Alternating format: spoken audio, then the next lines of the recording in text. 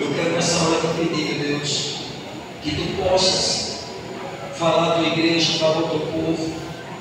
Meu Senhor, nós declaramos que toda reverência agora seja dada ao Senhor, a tua palavra, porque a tua palavra é a primazia do culto, Senhor.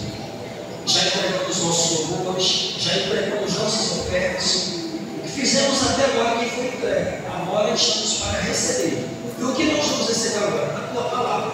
E a tua palavra, ela tem um poder de mudar mentes, transformar coração e nos fazer sair daqui diferentes de que como entramos. Essa tua palavra, eu creio, ela tem eficácia e poder para nos dar suprimento espiritual durante toda a semana e possamos ruminá-la e lembrar dela para a nossa vida, em nome de Jesus. E a igreja diz amém. Aleluia.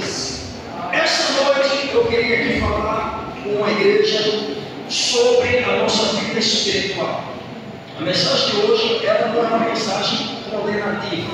A mensagem de hoje é uma mensagem de despertamento espiritual, para que possamos avaliar a nossa vida espiritual, para que possamos ver o reflexo daquilo que nós estamos transmitindo para Deus e para homens.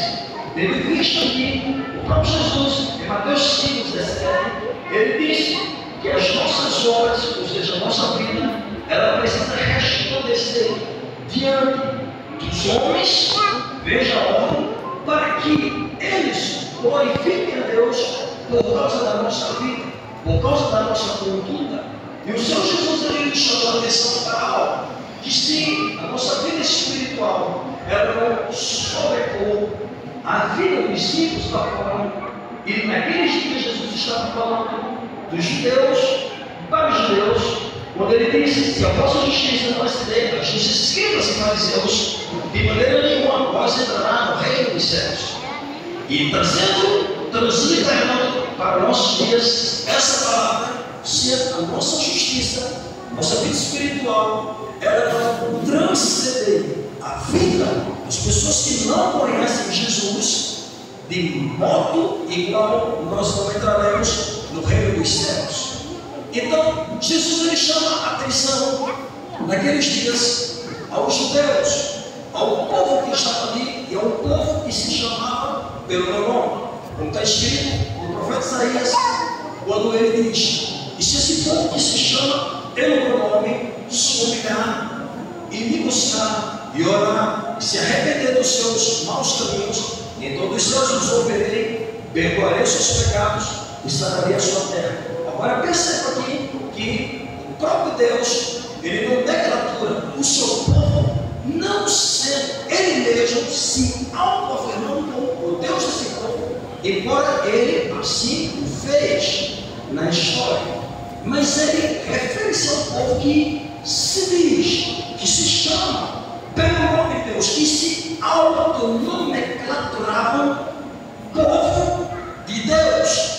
E por ser povo de Deus, esse povo andava em uma vida que não refletia a vida que o povo de Deus deveria ter. Vocês estão entendendo aqui? Aleluia. O negócio está fácil? Aleluia. Então, o povo que se chamava pelo nome, nós que nos chamamos pelo nome do Senhor, precisamos refletir de fato a vida daquilo que o Evangelho nos nomenclatura. E aí, eu chamo a atenção porque Jesus ele está freando a hipocrisia da religiosidade, a hipocrisia de viver uma aparência de um pseudo-espiritualidade, de uma pseudo-espiritualidade, de uma pseudo-espiritualidade, em detrimento a uma verdade que é a verdade do Evangelho. E aí ele chama a atenção exatamente para os judeus, mas ele está dando um recado direto, confrontando os fariseus, porque ele disse: a geração de Jonas foi um profeta que pregou em Nínive. O povo de Nínive era um povo estranho a Deus, era um povo que via na praticidade do povo que ignorava a Deus. E o pecado daquele povo havia subido aos céus, de maneira que Deus determina um juízo. Só que a misericórdia de Deus era extensiva.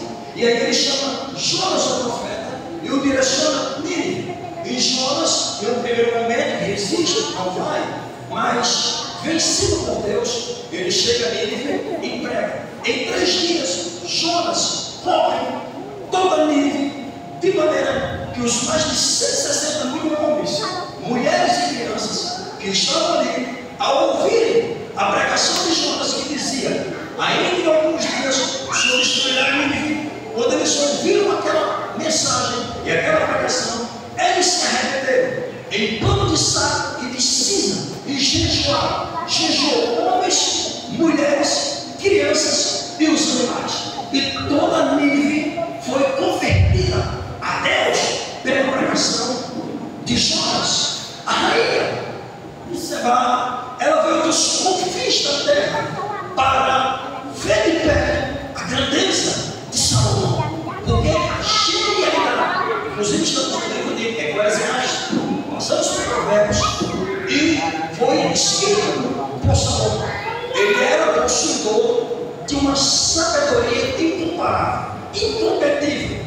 Ele era um homem que se sobressaía sobre todos os homens da terra, um homem que prosperou, juntou riquezas, e a sua fama percorreu toda a terra.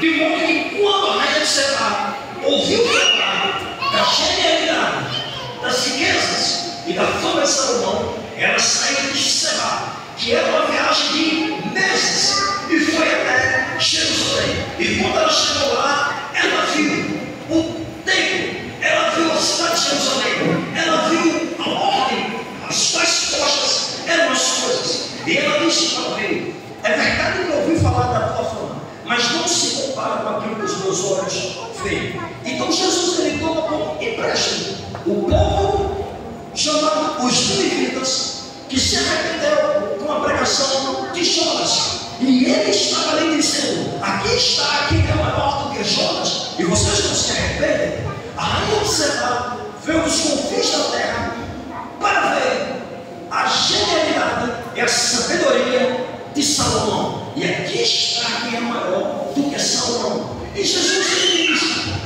que a tipificação desses povos e o exemplo da rainha de Sebá, que não eram convertidos, mas que vieram, era uma exemplificação de que uma geração que talvez os religiosos não conheçam está sendo preparada para adentrar, para se sobrepor sobre uma geração que podemos estar ou não incluídos, mas geração essa que será ultrapassada pela geração. Por quê? Porque eles ouviram e creram. Em contrapartida, alguns de nós estamos dentro, estamos catequizados, estamos discipulados na doutrina e na palavra, e nós não temos crido. E essa noite o Espírito Santo, ele vai nos levar a refletir sobre a vida espiritual e aprender na Bíblia com pessoas que não eram do círculo religioso, para que nós possamos ser ensinados não pelas suas vidas, mas pelas suas atitudes. Então, o confronto de Jesus aos fariseus. E quem eram os fariseus? Eles eram religiosos, eram homens guardiões da lei, do ensino, só que eram pessoas que ensinavam o povo, que doutrinavam o povo, que orientavam o povo para o caminho. Eram religiosos, andavam com filactérios, andavam com turbantes, andavam com roupas religiosas, gostavam de serem soldados nas ruas, chamados de mestres. Eles oravam de maneira que pudessem ser vistos e ouvidos, e eles tinham uma tendência de hipócritas. E aí Jesus tomou o termo hipócritas, de hipócritas, que significa, na cultura grega, pessoas que se apresentavam numa Europa para a representação de um personagem, como teatro. Alguém que se vestia de uma capa de um personagem, e eles eram chamados seja, hipócritas. E por que hipócritas? Nos dias de hoje, uma palavra pejorativa é uma representação de dizer que alguém é um artista, porque ele vivia com a faceta no palco para alguém que tinha uma dupla representação. Só que Jesus, ele é uma identidade religiosa, mas que na verdade eles andavam na contrapartida da palavra, de maneira que Jesus não criticava a metodologia do ensino deles,